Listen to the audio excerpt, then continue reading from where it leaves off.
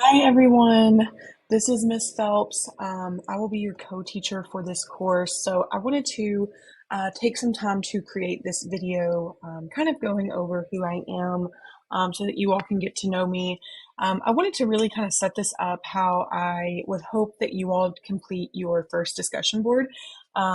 So forgive me if you see me reading because I am going to try to look at the questions on here to make sure that I answer those. But before I get to those, I'm just going to kind of go through, some of this information here, and then we'll kind of touch base on all of these. So, like I said, my name is Miss Phelps.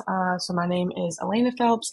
I was born and raised in Louisville, Kentucky, but I currently live right outside of Bardstown, Kentucky, in a small town called New Haven. I really enjoy it out there. My fiance and I just built a pole barn house on some land, and we have a pond, and it's just really nice. So growing up in the city and now not living in the city and being able to do that is definitely different. I am currently working on my third degree from Lindsey Wilson College. So not too long ago, I was sitting in your all's shoes doing the online program for my master's. And where I currently work at, we have a lot of students who are either currently in the program or just graduated. So very familiar with what you all are going through. And I'd love to just kind of be that support for you all, just to kind of talk some things through. Um, my primary, I guess, professional background, so to speak, is in inpatient substance use treatment. I have worked for the last 3 years, building a family program for an inpatient substance use facility in Mount Washington, Kentucky. So I primarily work with detox and residential levels of care. However, we do also have partial hospitalization programs and intensive outpatient programs. That's just kind of where I have found, my love for counseling and therapy is with that population. I do enjoy learning. Obviously, I'm on my third degree from Lindsey Wilson. And I love to be outdoors and traveling, hence why we moved out into the country and got some land. I enjoy reading, and I'm currently on the bandwagon of Colleen Hoover. I try really hard not to be like that person that just kind of follows suit. However, if you've ever read Colleen Hoover, you can't help it. You just get stuck. They're really good books. One thing I do really enjoy is getting to know people and just kind of like helping them work toward their goals and achieve their goals. So that's, one of the biggest reasons why I am getting my third degree. So hopefully I can teach and provide that service to you all. So just know that like I am here. I always try to listen with kindness. I try to have compassion and empathy, and that's just kind of the person that I am. So that's why I have the quote at the bottom: "Kindness is beautiful." So I did put a picture of my dog on here. I do not have any children, so he is my child. Um, He's older, if you can't tell by the gray on his snout, but I love getting to spend time with him, and having the land where he can run is also really beneficial. And then I did put my favorite colors on here, which are blue. So I think I answered quite a few of the questions that are in the discussion board just by doing this, but I'm going to kind of double check because I'm a firm believer that I will not ask you all to do anything that I myself am not willing to do or have not already done.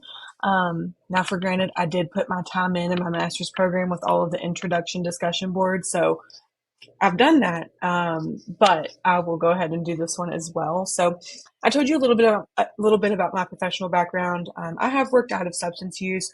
I've done some in foster care, some in independent living. Um, I am currently also starting up a private practice where I'm seeing clients on the side.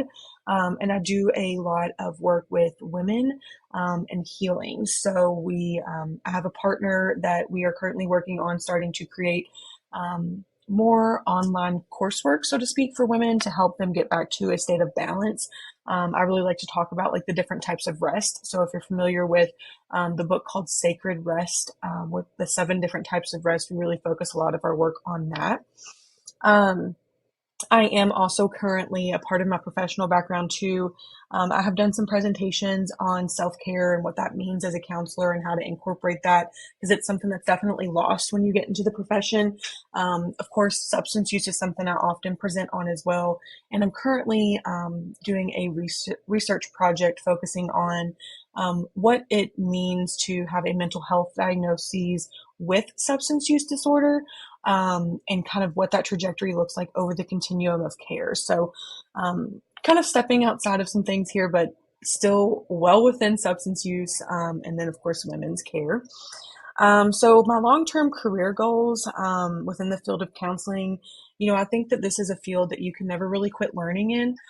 So I would say my long-term career goal is just to continue to learn and stay open to learning, and then helping other people learn, right? So, we have new counselors coming into this field all the time, and you all are an example of that, right? And eventually there's going to be counselors under you all. And so, like, I think that's a beautiful thing to know that, like, this field is constantly growing, it's constantly changing, and I get to be a part of that. And so, like, I think my long-term career goal is just like always being open and willing to adapt and change. And always like stretching myself, right? Like I don't want to just be a professional in substance use, right? And women's healing. Like I want to learn other things. And so if you have other things that you're passionate about, like I want to hear about that. I want to learn. I want to become interested, and continue to provide that so that we can provide the best that we can as counselors and future counselors. Um, so the importance of collaboration with colleagues and self-care in the counseling profession.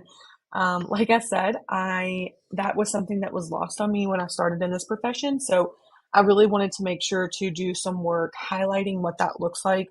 I am currently trying to do some research on self-care habits and what that looks like so that I can have an evidence-based approach on what that looks like, to provide for future counselors. If I can give you any piece of advice, it would be to one, build a network of support people that you can reach out to that are not your job.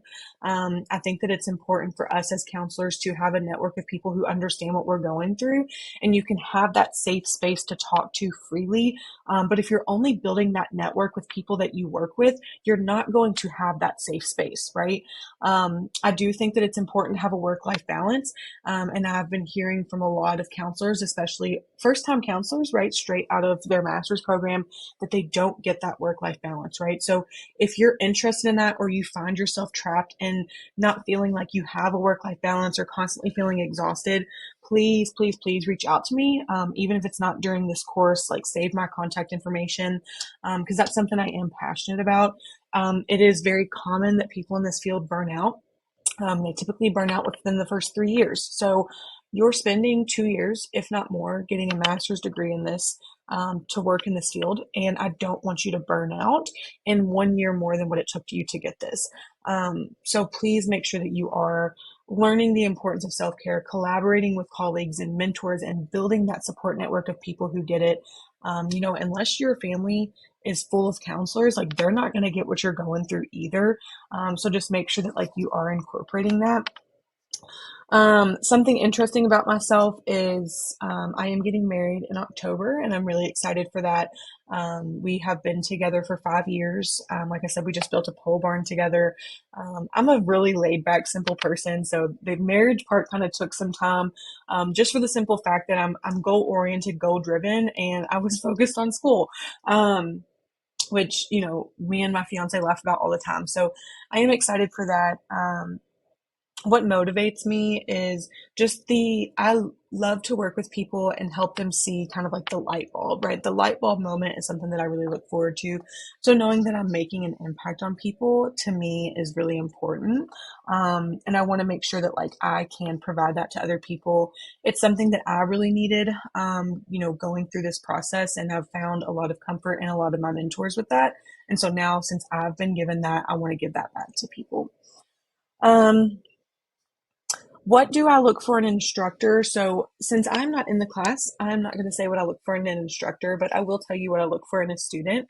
So, what I look for in a student is someone who's making an initiative, who reaches out, who asks questions, who really tries to engage in the material, or really just build those relationships, right? Like I think that work being in a fully online program has its advantages and disadvantages. And again, I did this, right? I did the fully online program, for my master's. And I think that I did a disservice to myself to not reach out and build those connections. If you're here to just like get by and get your degree and get out, that's great. But also keep in mind that like you're going to need these supports when you get out of there. And I didn't fully understand that. And that's when I really struggled, right? Like I found myself starting to get burnt out. And so I've had to reach out and make those connections now, and it would have saved me a lot of time and discomfort had I done that while I was in my master's program. So to me, like, I like students that reach out. Send me emails, meet with me via Google Meet with me and Dr. Stuart Hopkins during our planning. Let's have some conversations, and it doesn't have to be about class, right? Like, let's just kind of work together and build that collaboration so that we can work towards being successful counselors and making sure that we're practicing what we're preaching. I know this was a little bit long. I'm long-winded. I'm so sorry. If you have any questions, please reach out. I definitely look forward to working with you all, and I look forward to seeing what the future holds for us.